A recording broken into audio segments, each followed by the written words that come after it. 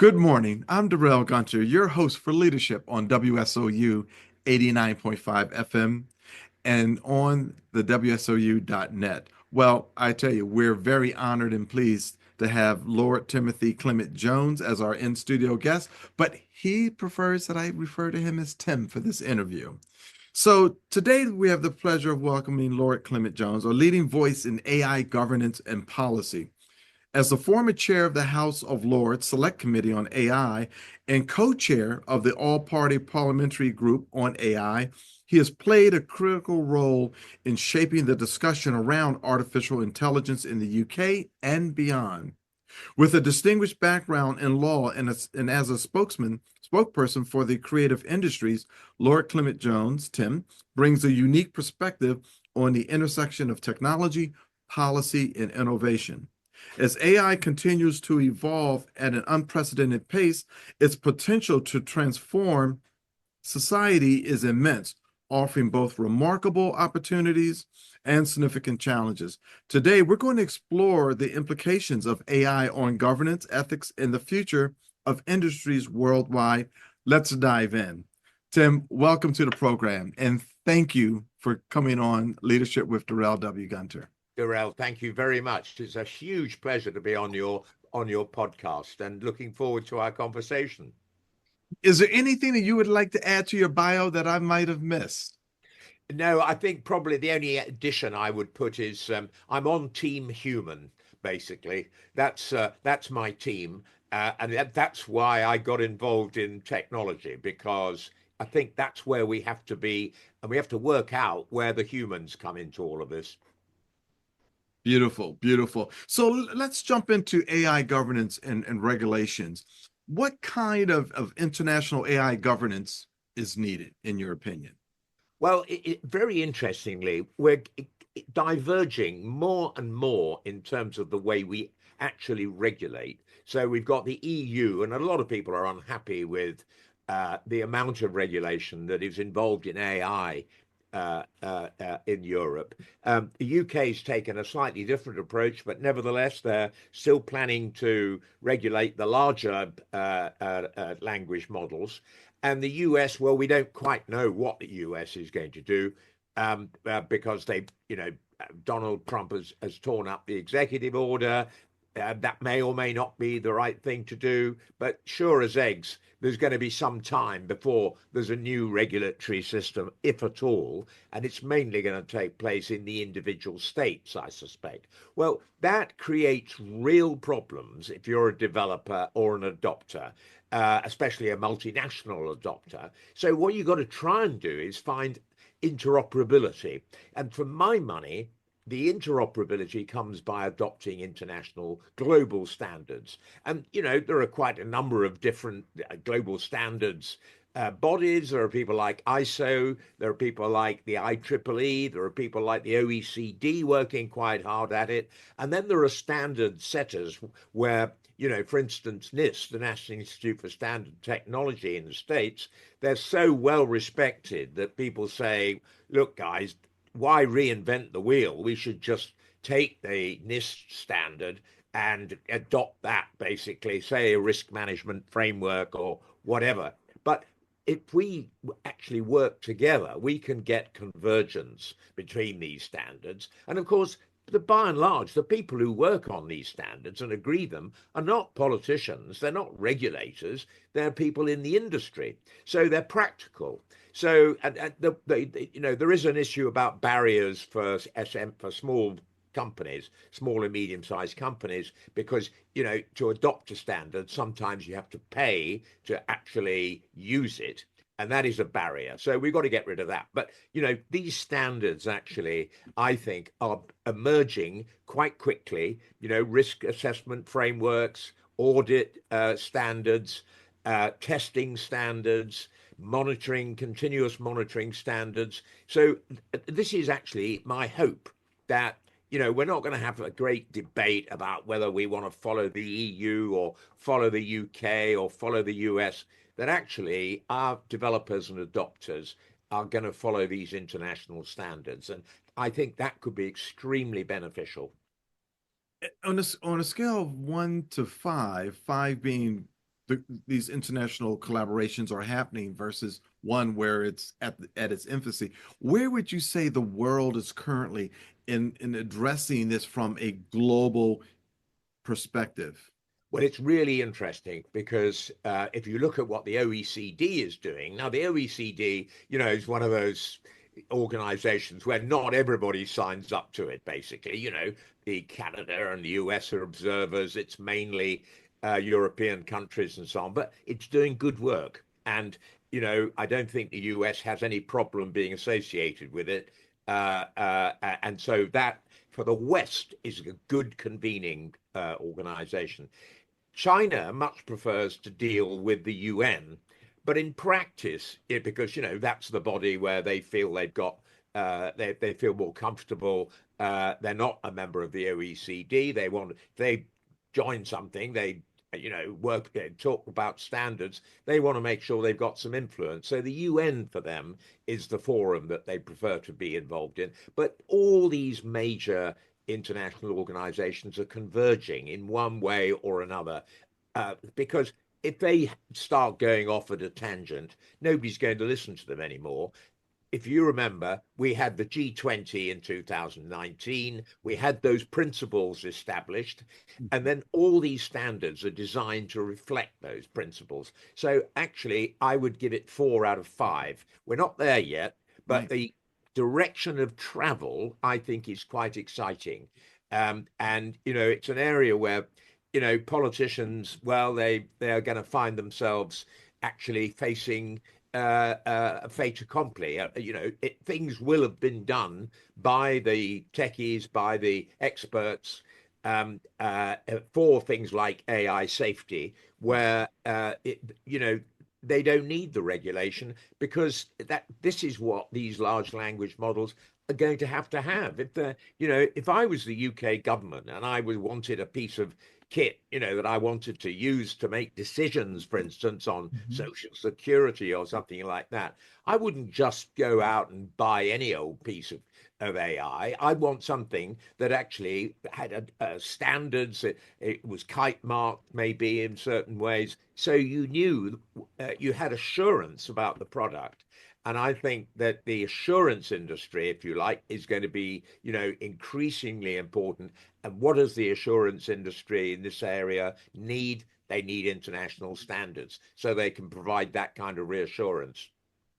For the person who's listening to this interview, is there a particular website that you would direct them to that lists these particular standards that you follow that you would recommend?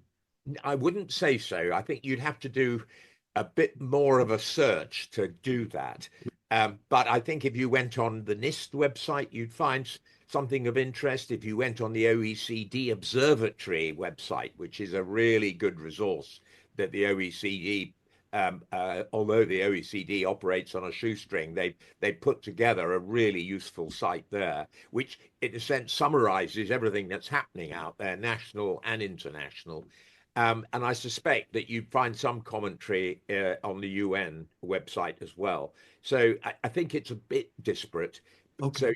So and so people are still going to make a living by basically suggesting standards and saying, I know what you need, and there is an industry. I mean, the accountancy consultancies, we're not taking the bread out of their mouths just yet, however much we might want to. But if you go to any of the big four, they've got whole Oh, teams yes. of people who That's are in this business of assurance, and advising clients on the kinds of AI that they should be adopting. And they're increasingly talking to them about standards, I think, rather than regulation. and I take it that you feel that the UK is a 4 or maybe a 5 in establishing standards. I think we have got a very good standard setting body in Mhm. the British Standards Institute. They basically straddle. They work very closely with people like NIST, but they also work very closely with the European standard setter. They're on their advisory board, the Senelec standards body, which is really that they rule the roost in the European Union. So yes, I mean they're a good body, but I wouldn't say, and this is why I prefer to talk about the standards. I don't think our government really has picked up the ball and run with it hard enough on in terms of regulation, because for my money, I would make mandatory the adoption of standards in certain respects. And I would say whatever the gold standard is for this and that and the other, you've got to adopt it. And also, I mean, one of the areas which we can talk about is things like open source. Yes, We're going to need guardrails basically, that's because even if we assume that the big large language model developers are 100% ethical and wonderful people and all this kind of stuff, and we can put our faith in Chat GPT or something. right. If you have an open source large language model, then the genie can escape from the bottle if Yeah. you're not careful in terms of ethics and safety and so on. And I think we need to make sure that we do put those standards as a compulsory, mandatory aspect around those open source models that are developed. And I'm in favor of open source in general, because I think that then allows the smaller and medium-sized tech developers to compete. Interesting you should mention the open source because DeepSeek has been commanding the news cycle here in the US Yeah.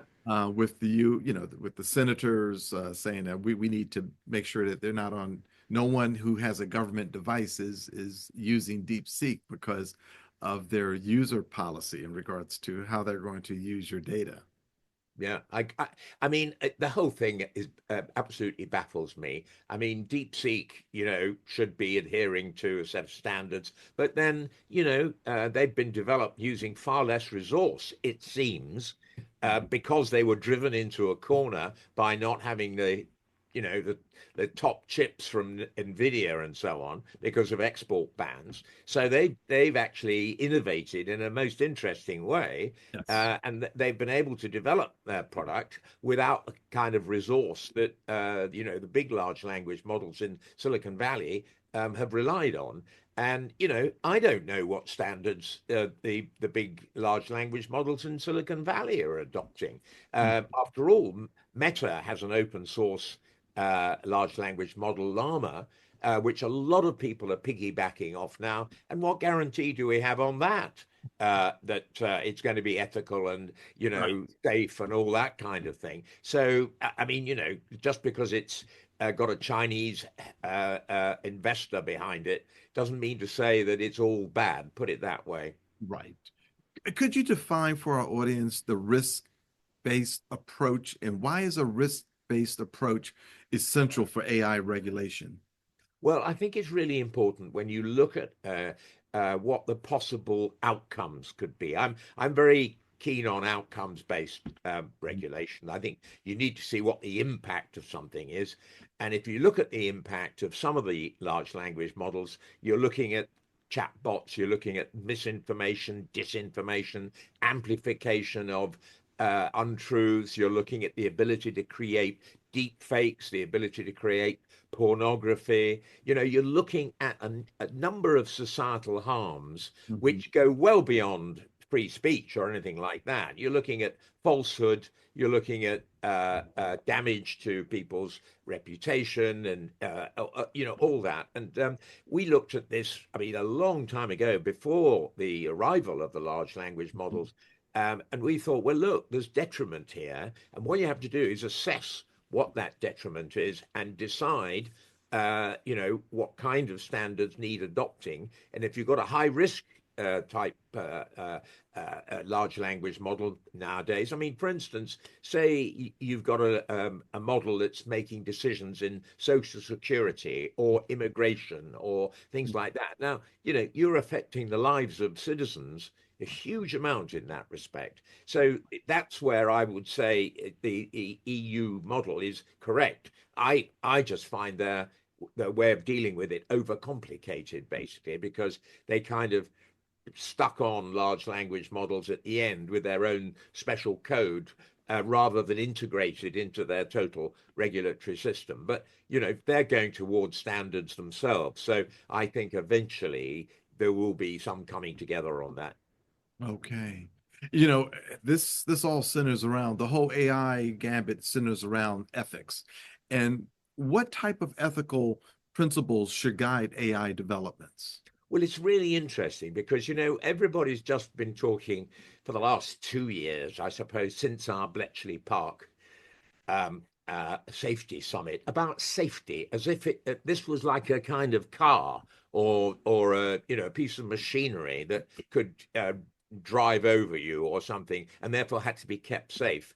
I'm much more in favor of, exactly as you say, the ethical approach, and that's the approach that was adopted back in 2019 Hmm. with the OECD principles, and indeed they were universal because Beijing adopted the almost identical principles Hmm. subsequently as well. And the kinds of principles they were talking about was transparency, so that if you are affected by a large language model as a human, you know what it's doing. Accountability, you know who's doing it to you. It's free of bias, so you need to make sure that the data has been tested so that, for instance, if you're a part of a minority, you're not being prejudiced by a decision.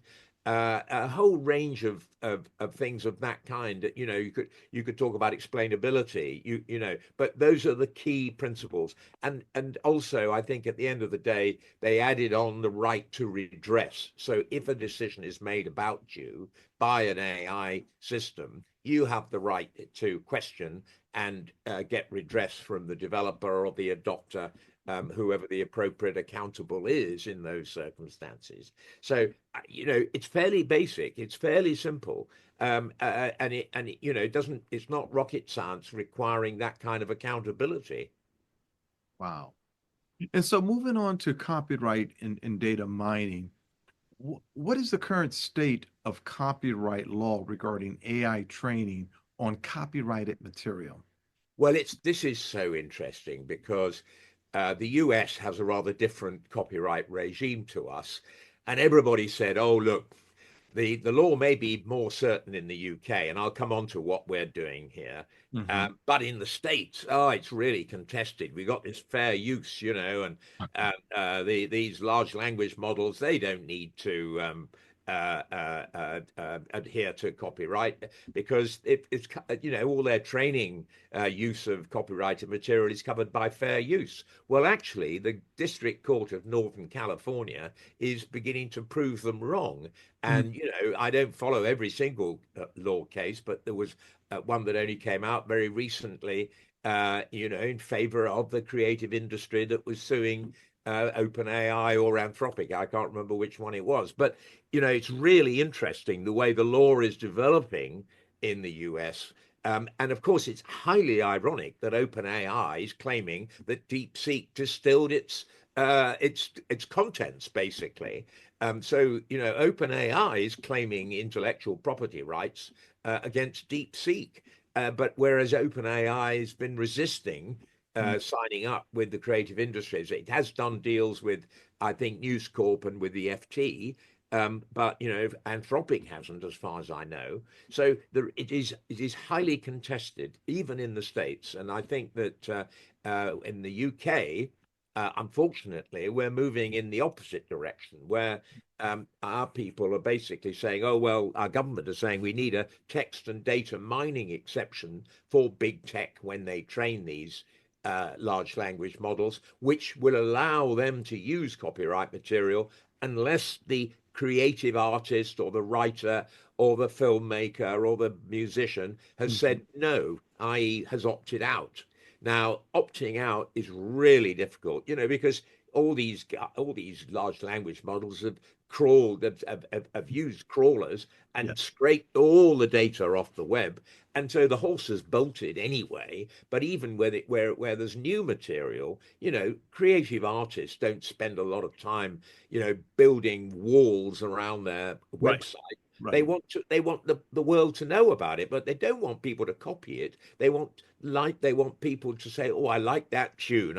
I'll stream it, I'll buy it, or the author wants their book, to be read and bought from the bookshop. So, they do want to be compensated for this, but our government at the moment seems to be moving in the direction of big tech. And so there's a very, very big movement taking place. We've had a new coalition created through artists who want to make sure the government changes its mind. There's a consultation taking place. And, already thousands of letters are going out to members of parliament saying, don't don't do this, and I'm hoping that that's going to be successful. Now, obviously the state of play in the States is different, but I think the great thing in the States is it takes a heck of a lot longer to get new legislation through Congress.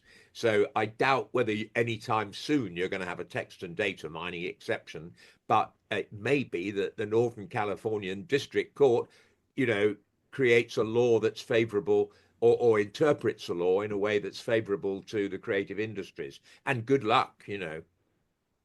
And so I guess that's one area that the creators, while they're competitors, but they're also in this fight together to protect their intellectual property.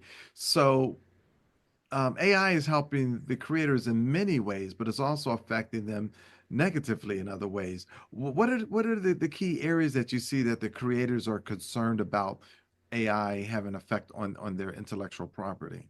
Well, it's both ways. It's both using it. And by the way, you're absolutely right. I mean, creators use AI, are beginning to use AI quite a lot, but that's rather different because they're using it in circumstances where they're putting their material into AI and then using AI creatively. I mean, Paul McCartney was on our television screens only a week ago, and he was admitting that he thought AI was great in many ways. They repurposed, remastered, recording with John Lennon from way back and so on. But he was saying, look, it's fine, but you need to be paid for it. If you're an artist and your material is being used for training, then you need to be paid for it. Now, that's one sense. But the other end of it is, what's the output of these large language models? Is it very similar to my original output? Mhm. And am I being compensated for being, my material being copied, whether I'm a musician or an artist or whatever? I mean, it's fine to copy Van Gogh. He's out of copyright now.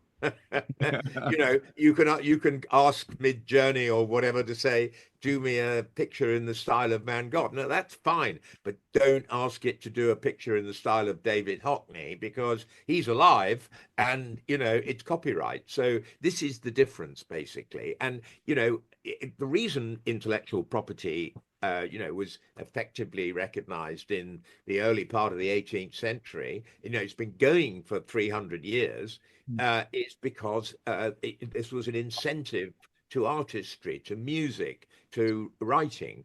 And if we take that away, where's the incentive? People can't make a living as an artist or a creative, and we do want that. And that's exactly the point where I'm for the humans, not the machine. Right. And in regards to blockchain, have you heard or seen any discussion about folks placing their content into a blockchain where it could be tracked and traced? So you'll know Yes, where I, someone. I think I think blockchain does have some considerable possible benefits, certainly to prove provenance.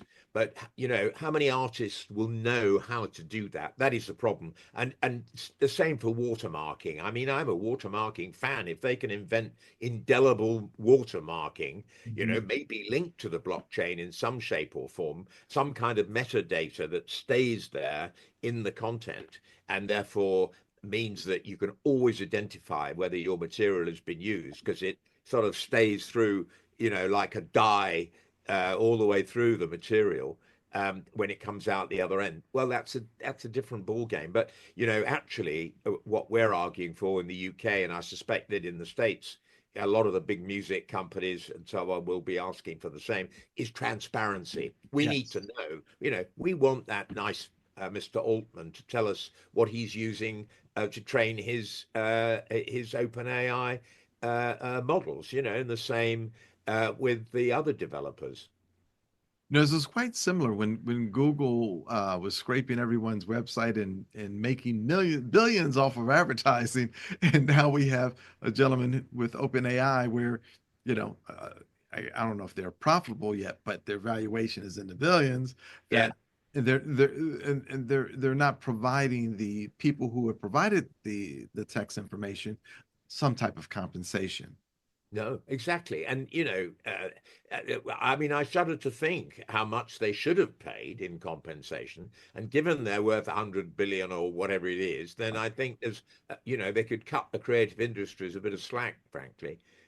But, well, I mean, these cases are quite hard fought. And OpenAI have only really settled where they need the news content in order to answer queries and so on. And you can see why, because without that up-to-date news content, they can't really deliver a service. But what, do a deal with an artist or a music company? No, that's a different story.